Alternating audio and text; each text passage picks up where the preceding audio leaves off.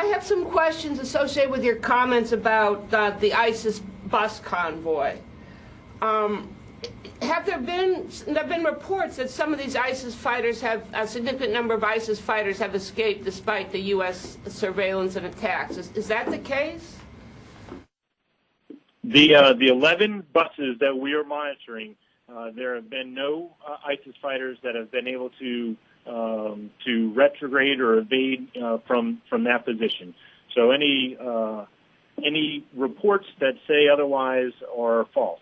We have struck individual ISIS fighters and fighters that leave in small groups to walk away, and as soon as they get far enough away from the buses, we have and we will continue to strike ISIS fighters that venture far enough away where we can hit them without causing harm to the civilians that are a part of that convoy. So to quickly go back to your question, out of those 11 buses that are stuck in the desert right now, none of them have been able to get away.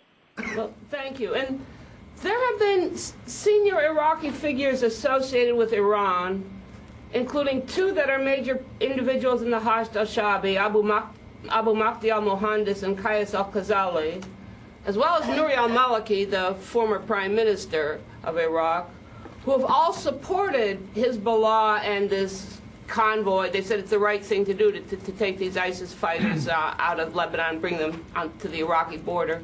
Do you have any reaction to the support that people like al-Mohandes, al-Khazali, and Maliki have given?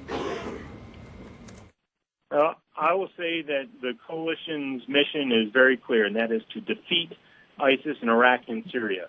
And so we were not party to this agreement, and the deal to transport hundreds of experienced ISIS terrorists across Syrian-held territory to be delivered to the border of Iraq, of which Iraq, did not have a say in this agreement either, is unacceptable to us. And so on the 29th of August, when we found out that this convoy was en route to the border, we repositioned assets, and we stopped and prevented this convoy from linking up with fellow ISIS fighters.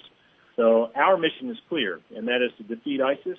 It is not to push ISIS around and leave them for someone else to have to deal with. So I think that I know that we have, while we did not expect an event like this, it has been lucrative, and it has allowed us to take several ISIS fighters and leaders and resources off the battlefield.